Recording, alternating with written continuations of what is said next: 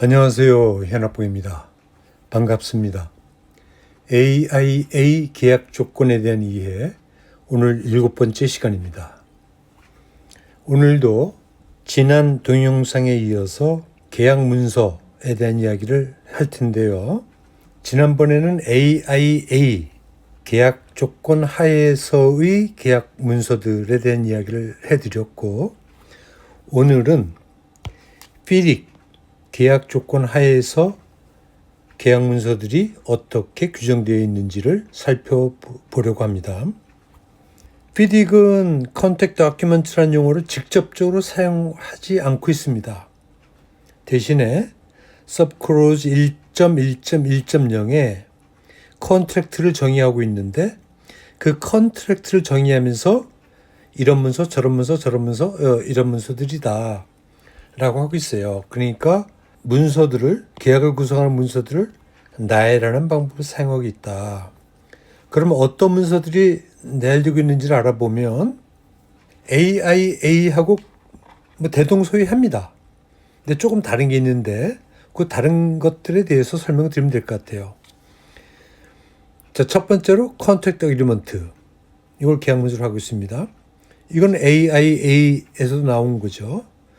Letter of Acceptance, 이건 AIA 없는 거죠. Letter of Tender, 이것도 AIA에는 없는 거죠. 어덴다는 AIA도 있고요. Conditions, 이건 AIA에도 있는 거죠. 우리가 계약 조건을 지금 공부하고 있는 거니까 계약 조건을 얘기하는 겁니다. Specification, 이것도 AIA에 있는 거고, Drawings, AIA에 있는 거고, Schedules, 이것도 AIA에 상응하는 문서들이 있다. 그 다음에 이제 Contract Proposal, 이건 AIA에 없는 거죠. JV Undertaking, 이것도 AIA에는 없는 거다. 그래서 FDIC에 열거되어 있는 그러한 문서들 중에서 AIA에 없는 문서들을 설명드리면 될 것 같습니다. 첫 번째로 Letter of Acceptance, Letter of Tender. 이건 AIA에는 없는 건데요. FDIC은 계약 성립 요건을 계약 문서에 포함하고 있는 거예요. 그러니까 계약이 성립되려고 그러면 청약이라고 하는 행위하고 승낙이라고 하는 행위가 있어야 되는데, 이 청약을 표시하는 문서가 Letter of Tender거든요. 그러니까 이 Letter of Tender를 계약 문서에 포함하고, 그 승낙을 표시하는 문서가 뭐냐? Letter of Acceptance다.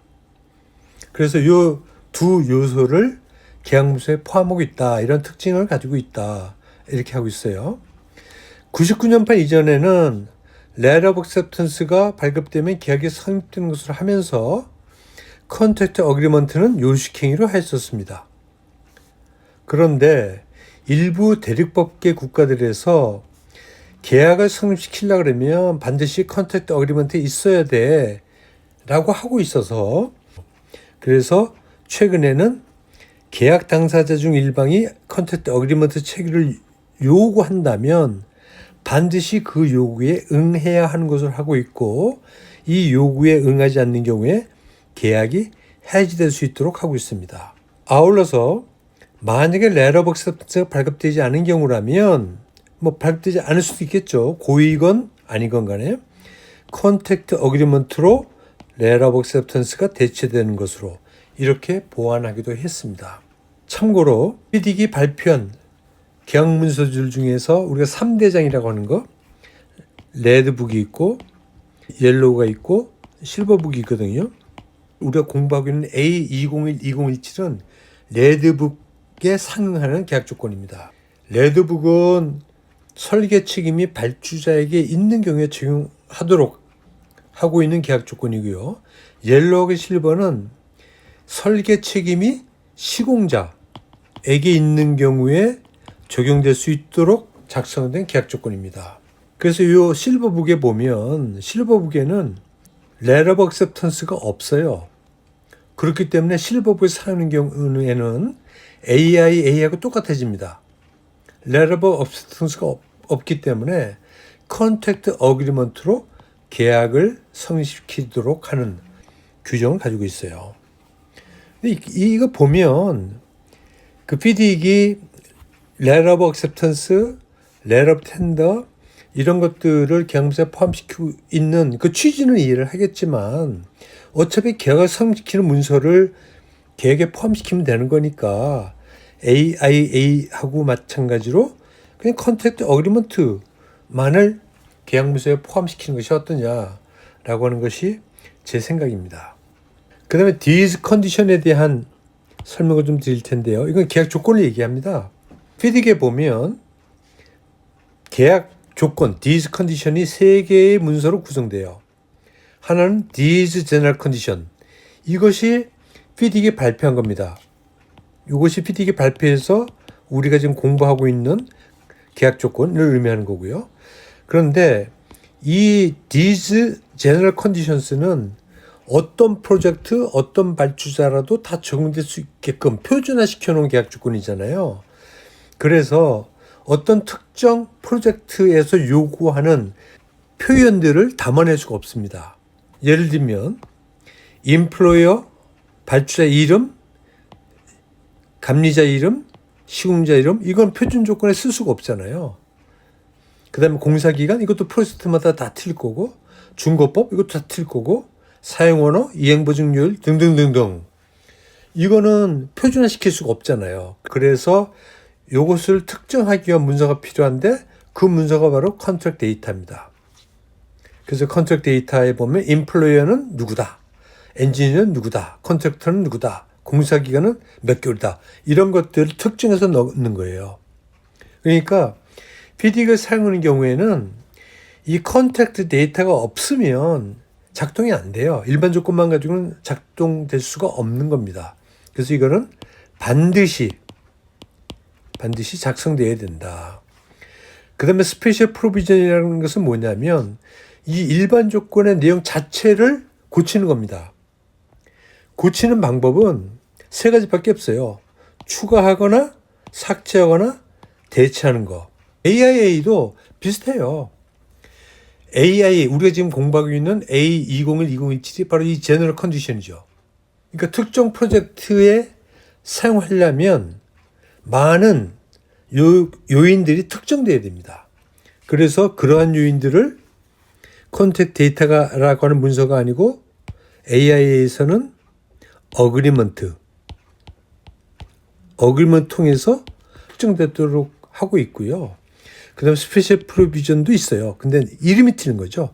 Supplementary Conditions 해가지고 요 스페셜 프로비전. 그러니까 형식은 PD계나 AI나 다 동일한 형식을 가지고 있다라고 이해하시면 되겠습니다. 그 다음에 컨텍스트 프로포절인데요. 이건 이제 AI에는 없는 거죠. 근데 이 컨텍스트 프로포절을 PD가 넣고 있는데 제 생각에는 이거는 입찰 또는 제안이잖아요. 만약 제안이 필요하다고 하게 되면 그 어그리먼트에 포함시킬 수 있는 거거든요. 그러니까 미리 이 컨텍스트 프로포절 입찰 시에 요구될 수 있는 그러한 문서까지 계약 문서에 포함하는 것은 좀 그렇다. 뭐 이거 포함한다고 해서 아니다, 잘못됐다 이런 건 아니지만 좀 간결하게 하는 것이 어떤가라고 하는 생각이 들고요. 마지막으로 JV 언더테이킹인데 이것도 AIA는 없는 거죠. 요즘에는 이 공사 목적물의 규모가 커지고 있고 그다음에 기술적 요구 조건들이 굉장히 복잡해지고 있죠. 몇 초짜리 이런 공사가 막 나오기도 하고 그리고 기술적으로 대응하기가 쉽지 않은 그런 이제 프로젝트들이 많이 발주되고 있어요. 그래서 최근에는 그 목적물을, 그 공사를 일개 업체가 수행하기에 굉장히 힘든 그런 경우들이 다반사입니다.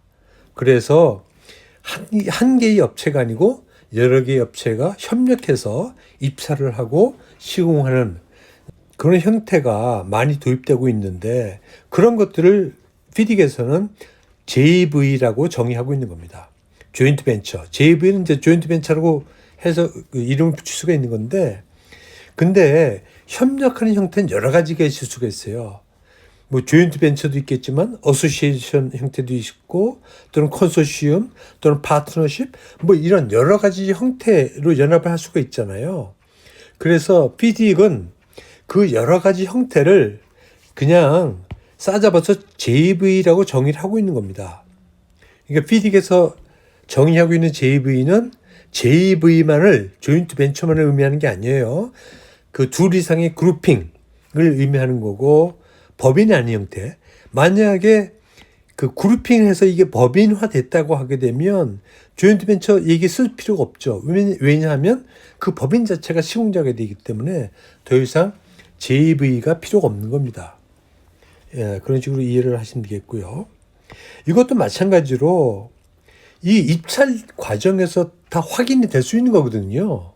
그래서 이거는 입찰 과정에서만 역할을 하고 요구 조건으로 충족시켜야 된다라고 하는 것으로 끝내고 계약 이후에는 이미 확인됐으니까 별도의 계약 문서로 포함시키지 않는 것이 바람직하지 않는가라고 하는 것이 제 생각입니다.